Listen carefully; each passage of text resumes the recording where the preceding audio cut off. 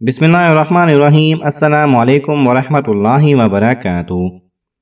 حضرت ابن عباس رضی اللہ تعالی عنہ حضرت کعب احبار رحمۃ اللہ علیہ سے نقل کرتے ہیں کہ انہوں نے بتایا کہ بنی اسرائیل میں ایک صدیق یعنی اول درجے کا ولی تھا جو عبادت میں ایک منفرد مقام رکھتا تھا۔ یہ ایک عرصہ دراز تک اپنی خانقاہ میں عبادت کرتا رہا۔ اس کے پاس روزانہ صبح و شام بادشاہ حاضر دیتا تھا اور یہ بادشاہ پوچھا کرتا تھا کہ آپ کی کوئی ضرورت ہے؟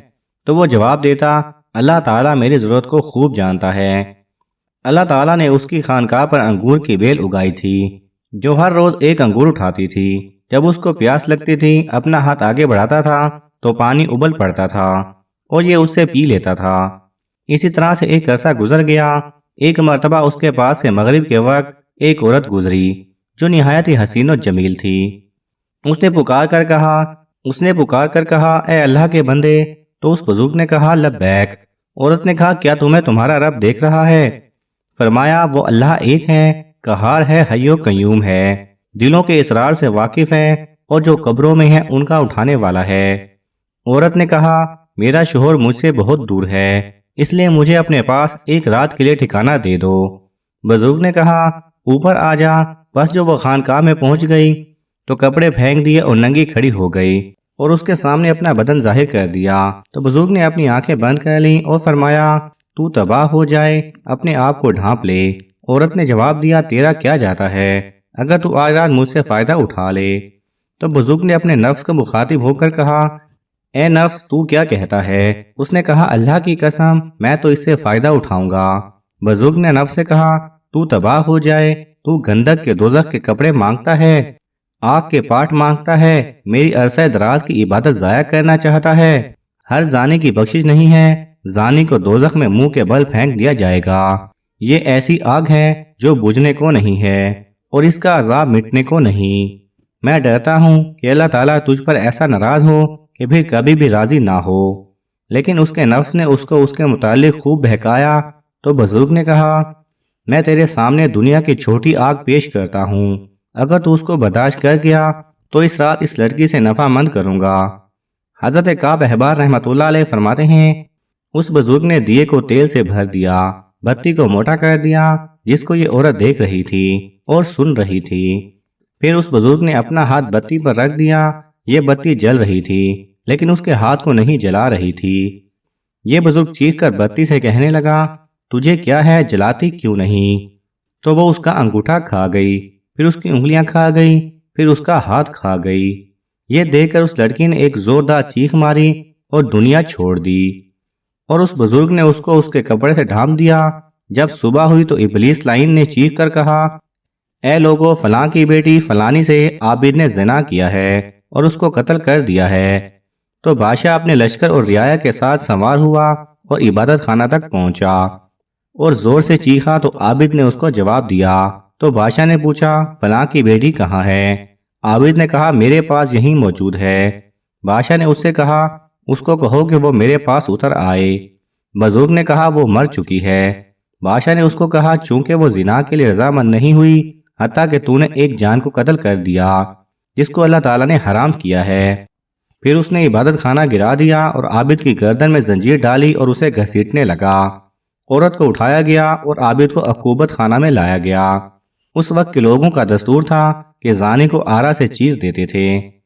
عابد کا ہاتھ اس کی آستین میں چھپا ہوا تھا اور وہ اصل واقعہ نہیں بتا رہا تھا۔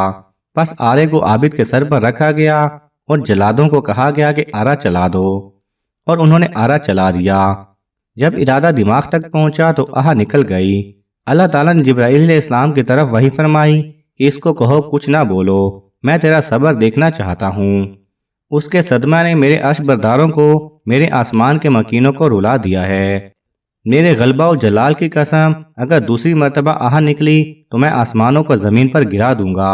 اس نے کوئی آہ نہ نکالی اور نہ کوئی بات فرمائی حتیٰ کہ اس کا انتقال ہو گیا۔ رحمت اللہ علیہ جب وہ فوت ہو گیا، اللہ تعالیٰ نے اس عورت میں روح لوٹائی تو عورت نے کہا اللہ کی قسم یہ مظلوم ہو کر فوت ہوا ہے، اس نے زنا نہیں کیا تھا اور میں ابھی تک کنواری ہوں۔ اس کے بعد اس نے سارا واقعہ نقل کیا تو جب انہوں نے اس کا ہاتھ نکالا تو جیسا لڑکی نے بتایا تھا جلا ہوا تھا۔ تو لوگوں نے کہا اگر ہمیں علم ہوتا تو ہم اس کو کبھی بھی نہ چیرتے۔ عابد تو 2 ٹکڑے ہو کر زمین پر گر پڑا اور لڑکی جیسے پہلے مردہ تھی ویسے ہی ہو گئی۔ تو ان دونوں کے لیے ایک قبر کھودی گئی تو اس میں کستوری، عنبر اور کافور پایا۔ پھر ان دونوں کو جنازہ پڑھانے کے لیے لائے تو ان کو آسمان سے کسی نے منادی کی، صبر کرو یہاں تک کہ ان پر فرشتے جنازہ پڑھ لیں۔ اس کے بعد لوگوں نے ان کا جنازہ پڑھا اور دفن کر دیا۔ پھر اللہ تعالیٰ نے ان کی قبر پر چنبیلی کو اگایا اور لوگوں نے ان کی قبر پر ایک تختہ دیکھا جس پر لکھا ہوا تھا، بسم اللہ الرحمن الرحیم، اللہ عز و جل کی طرف سے، اپنا بندہ اور اپنے ولی کی طرف ہے۔ میں نے اپنے عرش کے نیچے ایک ممبر لگایا اور اپنے فرشتوں کو جمع کیا۔ جبرائیل علیہ السلام نے خطبہ دیا اور میں نے فرشتوں کو گواہ بنایا کہ میں نے جنت الفردوس کی 50,000 عورتوں سے اس ولی کا نکاح کیا، اور میں اپنے فرما برداروں اور مقربین کو ایسے ہی انعام و اکرام سے نوازتا ہوں۔ بہوالا کتاب آنسو کا سمندر، صفحہ 250۔ افلاطون جو بہت بڑا حکیم اور اپنے زمانے کے بڑے عقلمند لوگوں میں شمار ہوتا ہے اور وقت کا بہت بڑا فلسفی تھا، اور اس کی تحقیقات دنیا میں آج بھی معتبر اور مستند مانی جاتی ہیں۔ وہ جنگل میں ایک معمولی جھونپڑے میں رہتا تھا، لوگوں سے میل ملاپ نہیں رکھتا تھا۔ اگر کسی کو اس سے ملنا ہوتا تو پہلے سے اجازت لینی پڑتی تھی۔ وہ اللہ کو تو مانتا تھا مگر رسولوں کو نہیں مانتا تھا۔ حضرت موسیٰ علیہ السلام سے ایک دفعہ اس کی ملاقات بھی ہوئی تھی۔ حضرت موسیٰ علیہ السلام نے اس سے کہا کہ میں اللہ کا نبی ہوں، میرے اوپر ایمان لاؤ۔ تو اس نے کہا کہ میرا ایک سوال ہے، وہ یہ کہ فرض کرو کہ اللہ تعالیٰ پتھر پھینک رہا ہے اور بندوں کی جانب پھینک رہا ہے، اور بندے اس کا نشانہ ہیں، اور اللہ کے تیر مصیبتوں اور پریشانیاں، بیماریاں اور حادثات ہیں۔ اگر بندے اللہ تعالیٰ کے ان تیروں سے بچنا چاہیں تو کیا طریقہ ہے؟ حضرت موسیٰ علیہ السلام نے اس کے سوال پر فی البدیہہ جواب دیا کہ تیر پھینکنے والے کی بغل میں بیٹھ جاؤ، اس لیے کہ تیر پھینکنے والا سامنے تیر پھینکے گا، اپنی بغل میں نہیں پھینکے گا۔ مطلب یہ تھا کہ اللہ کے قریب ہو جاؤ، جو اللہ کے قریب ہو جائے گا اسے تیر کیسے لگے گا، اور جو دور ہے ظاہر ہے کہ اسے تیر لگے گا۔ جب یہ جواب حضرت موسیٰ علیہ السلام نے دیا تو وہ خوشی سے اچھل پڑا اور کہنے لگا کہ ایسا فی البدیہہ جواب تو شاید دنیا میں کوئی دے نہ سکے، اور کہا کہ واقعی آپ اللہ کے نبی ہیں۔ میں مانتا ہوں لیکن آپ جاہلوں کے لیے ہیں، آپ کی مجھے ضرورت نہیں کیونکہ میں تو بڑا عقل مند اور فلسفی ہوں۔ ایک حدیث میں اسی مضمون کو اس طرح مختصر کر کے بیان فرمایا کہ میت کے ساتھ 3 چیزیں جاتی ہیں، 2 واپس لوٹ آتی ہیں اور ایک اس کے ساتھ باقی رہ جاتی ہے۔ اس کے اہل و عیال، اس کا مال اور اس کا عمل 3 جاتے ہیں، اہل و عیال اور مال واپس چلے آتے ہیں اور عمل اس کے ساتھ رہ جاتا ہے۔ الغرض قبر میں صرف اعمال ہی ہمارے ساتھ جائیں گے اور کوئی چیز ساتھ نہیں جائے گی، اس لیے قبر کے حالات ہمیشہ ہمارے سامنے ہونا چاہیے۔